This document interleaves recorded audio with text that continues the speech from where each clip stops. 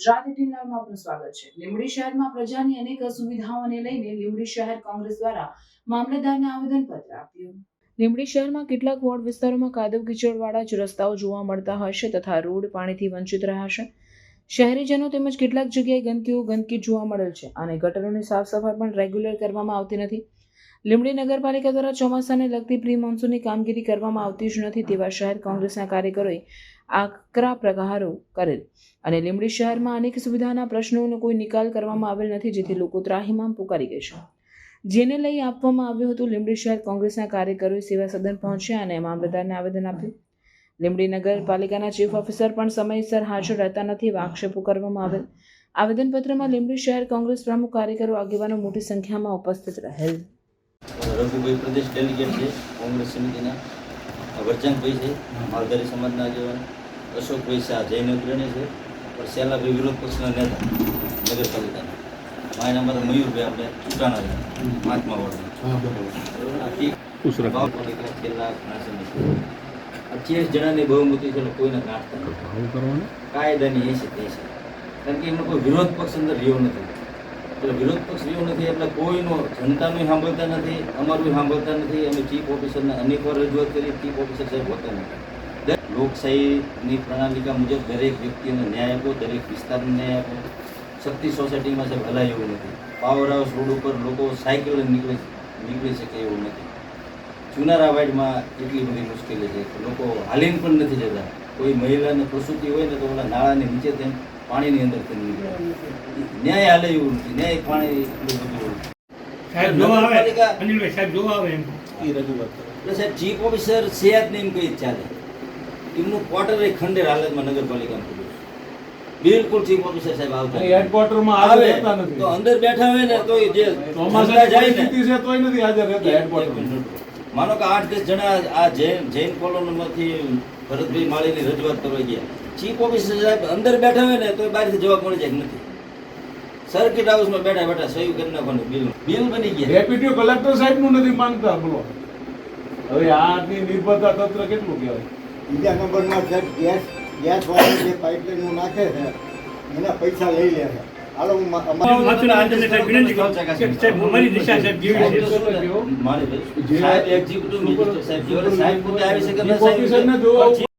લીંબડી શહેર કોંગ્રેસ સમિતિના તમામ આગેવાનોએ આજે અમે મામલતદારશ્રીને લીંબડી નગરપાલિકાની જે રજૂઆત કરેલ છે તેમાં આવેદનપત્રમાં અમે જણાવેલ છે કે લીંબડી નગરપાલિકામાં ચીફ ઓફિસર હાજર રહેતા નથી, ફક્ત બિલ બનાવવા માટે ચીફ ઓફિસર લીંબડી આવે, સહી કરીને જતા રહે। લીંબડી શહેરના 1 થી 7 વોર્ડ હવે 9 થવાના, એટલે કે તમામ શહેરી વિસ્તારની અંદર રોડ, રસ્તા, લાઇટની સુવિધા નગરપાલિકા આપતી નથી। હાલમાં પવિત્ર શ્રાવણ મહિનો છે, તો વર્ષો પહેલાં કોંગ્રેસની સરકાર હતી ત્યારે દર સોમવારે ચરમળિયા દાદાની દેરી એટલે કે ભોગાવા નદીના કાંઠે મેળો ભરાતો હતો અને લોકો ઉમળકાભેર મેળાનો લાભ લેતા હતા। પણ આ ભારતીય જનતા પાર્ટીના શાસનમાં લીંબડીના વિકાસના બદલે વિનાશ કરી નાખ્યો છે। મેળો પણ સદંતર બંધ થઈ ગયો છે। લીંબડી શહેરના અનેક વિસ્તારોમાં પાણી ભરાણા છે તો પાણીનો કોઈ નિકાલ નથી। ગંદકીનું સામ્રાજ્ય, રોગચાળો ફાટી નીકળે એવી ગંદકી, ઠેર ઠેર કાદવ કીચડ, નિયમિત પાણી આપવામાં આવતું નથી। નગરપાલિકા દ્વારા જે પાણી આપવામાં આવે છે તે ગંદુ અને ડોળું, બાજુના ઘરના ખાળકુઓનું પેશાબનું પાણી લોકોને પીવડાવવામાં આવે છે। એટલે કે અમારી શહેર સમિતિની મામલતદારશ્રીને રજૂઆત છે કે તમે ચીફ ઓફિસરને કડક શબ્દોમાં કહી દો કે ભ્રષ્ટાચાર બંધ કરી દે, ખોટા બિલો બનાવવાના, સીસી રોડ હોય કે પછી અન્ય કોઈ પણ કામકાજ હોય, બિલ બનાવવા સિવાય ચીફ ઓફિસર સાહેબ આવતા નથી। લીંબડીની જનતાની જે રજૂઆતો હોય છે તો રજૂઆતોમાં કોઈ ધ્યાન આપતું નથી। હાલ ચોમાસામાં અડધા લીંબડીની અંદર લાઇટો બંધ છે, છતાં તંત્ર લાઇટો રિપેર કરતી નથી અને છેલ્લા ઘણા સમયથી લીંબડી નગરપાલિકાની અંદર ચીફ ઓફિસરનું જે ક્વાર્ટર છે તો ક્વાર્ટરમાં પણ ધૂળ ખાય છે, કારણ કે ક્વાર્ટરમાં પણ ચીફ ઓફિસર રહેતા નથી।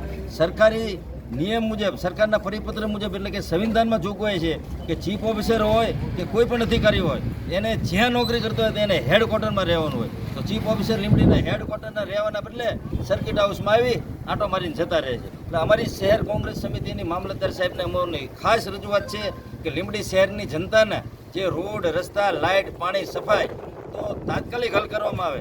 જો હલ કરવામાં નહીં આવે તો આવનારા દિવસોની અંદર અમે ઉગ્ર આંદોલન કરશું અને જરૂર પડે તો કોર્ટમાં પણ જવું પડશે. તો અમારી શહેર કોંગ્રેસ સમિતિ કોર્ટમાં પણ જવા માટેની અમારી શહેર કોંગ્રેસ સમિતિની ટીમની અમારી માંગણી છે.